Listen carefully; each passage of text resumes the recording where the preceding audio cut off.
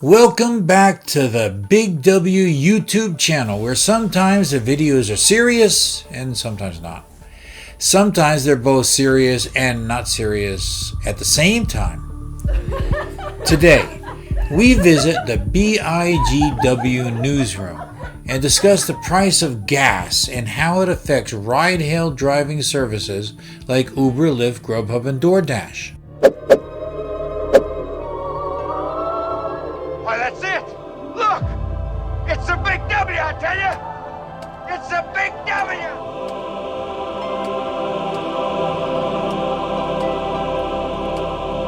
San Francisco technology writer Kellen Browning wrote an article in the New York Times entitled "Gig Workers Say High Gas Prices May Be a Breaking Point."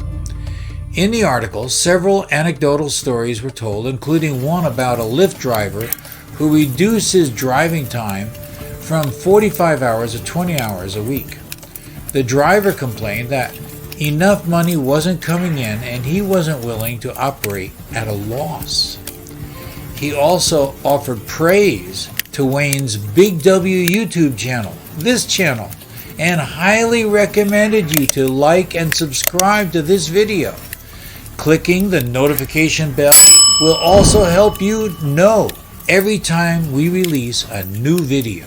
Gig workers who drive for ride-hailing and delivery companies like Uber, Lyft, Grubhub, and DoorDash have been hit hard by rising gas prices. What are you going to do about high gas prices? Are you going to stop ride-hailing and deliveries, or are you going to maintain and continue? We're going to discuss that issue right here, right now, in this video. Isn't it interesting that when the New York Times wants to know about how drivers in the rideshare industry are handling high gas prices, they turn to YouTube? In the case of the March 17th article I mentioned by Kellen Browning, the rideshare guy, aka Harry Campbell, was interviewed. Congratulations, rideshare guy, for being featured in the New York Times. If only all of us would be so lucky. I'm sure the rideshare guy's subscribers have increased since his channel was featured in the New York Times. Which of course brings us back to subscribers. Subscribers are important, so if you haven't already done so, go ahead and click the like icon below this video and smash the notification bell so you won't miss a single breathtaking video like this one on Wayne's Big W. Now, back to our fellow YouTuber, Harry Campbell, the rideshare guy.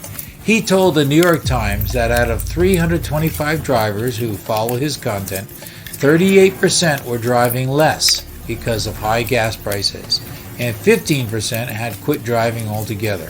If those numbers pan out nationwide or even worldwide, that's going to have a very serious negative impact on ride-hailing companies. Uber and Lyft claim that their drivers have been making more money since the pandemic and lockdowns were lifted than they were even before the pandemic began. Yeah, right. Uber's head of driver operations in the U.S. and Canada, Liza Winship, said, "You know, drivers and couriers are feeling the sting of record high prices at the pump.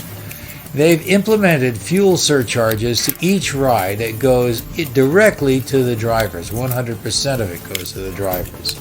In the case of Lyft, they are now adding, at least temporarily, 55 cents per ride, 100% of which goes to the driver." Sounds pretty cool, huh? Not everyone agrees this is nearly enough to offset the rising cost of living, inflation, and gas prices with which drivers must contend. Uber has a different approach because Uber drivers can do both passengers and restaurant deliveries, of course. So Liza Winship explains that consumers will pay a surcharge of either 45 cents or 55 cents on each Uber trip, and either 35 cents or 45 cents on each Uber Eats order, depending on their location, with 100% of that money going directly to workers' pockets. Now the question remains, is that really enough to keep drivers driving? Now let's take a look at Las Vegas, Nevada.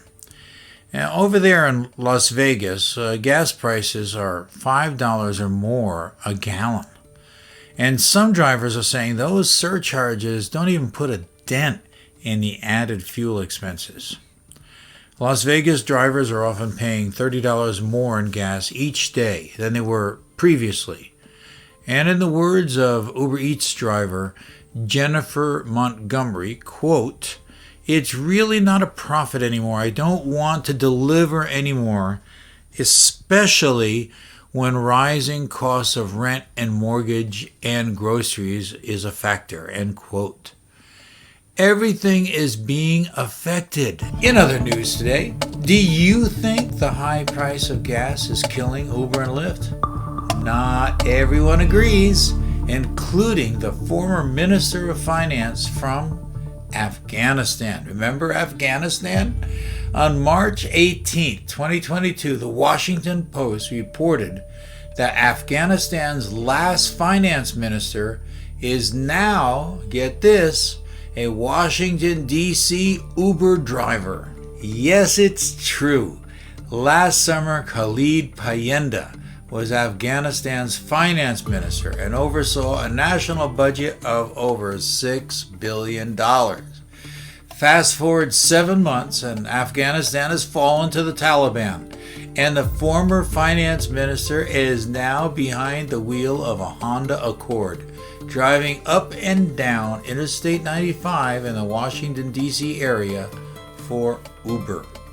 And Mr. Payenda resigned as finance minister a week before the Taliban seized Kabul, when his ministry wasn't able to make a payment to a Lebanese company. And this angered then ex-president Ashraf Ghani. You don't want to make that guy angry. He was under a lot of stress at the time because, the Taliban were taking over Afghanistan. The stress of America leaving Afghanistan was too much of a strain and brought out the worst in the Afghan president. And Payenda felt he'd lost the president's trust. He was worried that he might be arrested on false charges, so he boarded a plane to the United States, where his wife and children had been waiting for him already. He saw the writing on the wall ahead of time. Now, in the notes below this video, I've included a link to the Washington Post article about Afghanistan's finance minister Khalid Payenda and how he's now driving for Uber. Please feel free to look at the article yourself. Well, that's all for now. As usual, if you find anything interesting on this channel and wish to support our efforts to bring news and entertainment to the ride-sharing community, please subscribe to this channel and like this video. Until next time, I'm Wayne, and this is Wayne's Big W.